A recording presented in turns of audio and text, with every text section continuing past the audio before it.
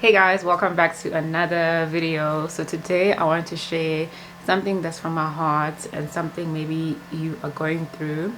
Sometimes when we face resistance in our lives and we know that God's hand has been upon us, it's easy for us to retreat and even doubt that God's hand, was it really what God said? Was it really God's intentions for me?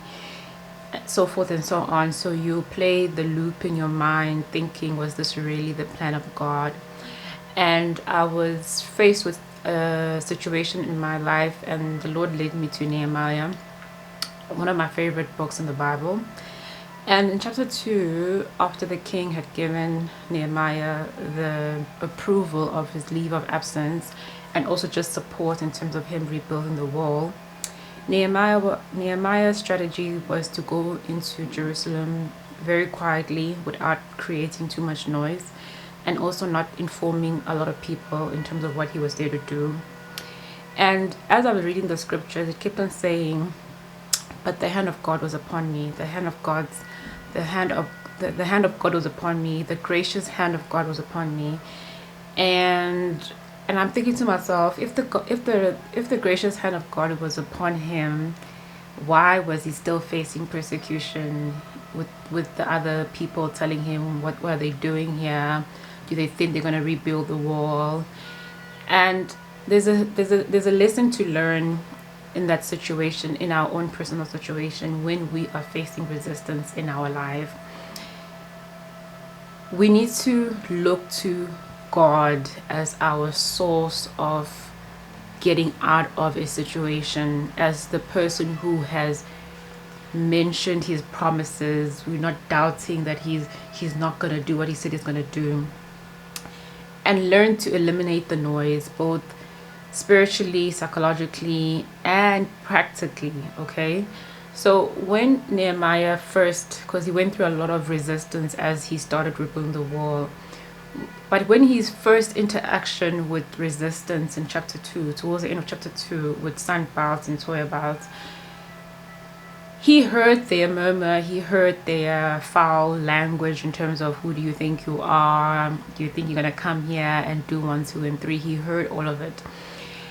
But if we look at this previous verse, when he finally had told everybody what he's here to do and that God's hand was upon him, everybody was committed to rebuilding the wall because of just the fact that God's hand was upon him. So once he had said that, and once the people know that he heard from the Lord for him to come here, he could have easily stayed where he was because he was comfortable, he was serving the king, he was a cupbearer. What is he doing here? That clearly there's something God is saying, so let's listen to this man. And they supported him. And then immediately after that, they faced resistance. I love Nehemiah's response in verse in verse 20, where he says, I gave them this reply: the God of the heavens is the one who will grant us success. We, his servants, will start building, but you have no share, right, or historic claim in Jerusalem. And because of just my own personal situation, sometimes it's easy for us to look at ourselves for the results of success, the results of achieving a specific goal, the results of 1, 2, and 3. And yesterday, when I was also just studying the Bible in the book of Isaiah, I wanted to start to read the book of Isaiah, and then I also was reading another book by Dr. Miles Monroe about prayer. Dr. Miles Monroe was saying that the reason why sometimes we retreat from praying because of not getting results is because we are looking to ourselves. So we put in efforts, legalistic, religious efforts of, if I do this, if I have this person, if I know this person, everything is reliant on self.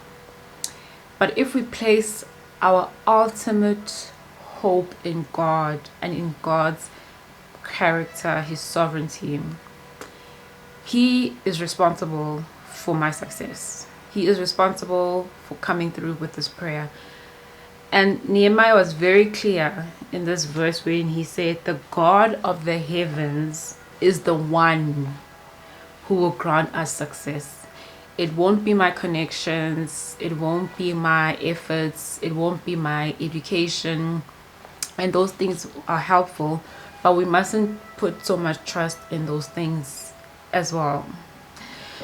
So if you are facing resistance, you are trying to move from one area to another area, God has opened the door but you're already facing resistance, just look to God and sit with the fact that this is what the Lord had told you to do, and deal with resistance the way Nehemiah blueprints it for us, in terms of, this is what the Lord had said and I'm going to do it.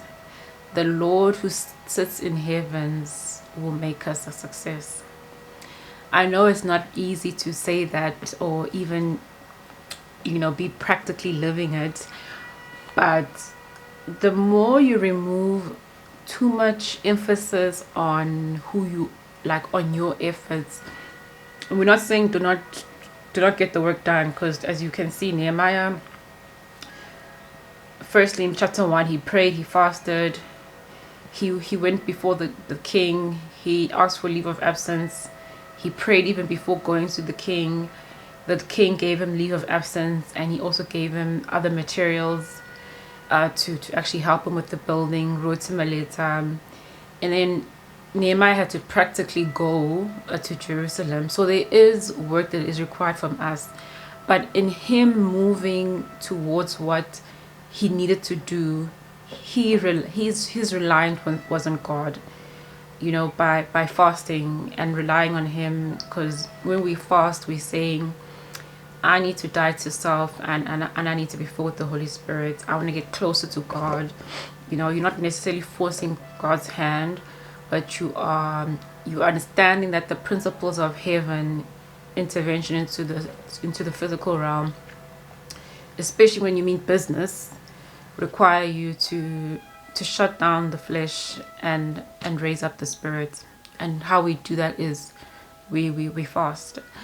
So this is just a word of encouragement to someone who's facing resistance, and the Lord has opened the doors, but for whatever reason there's just so much resistance. Allow God to open the door and continue to move into that area, knowing that He is the one that will grant you success. So have an awesome day, guys. Bye.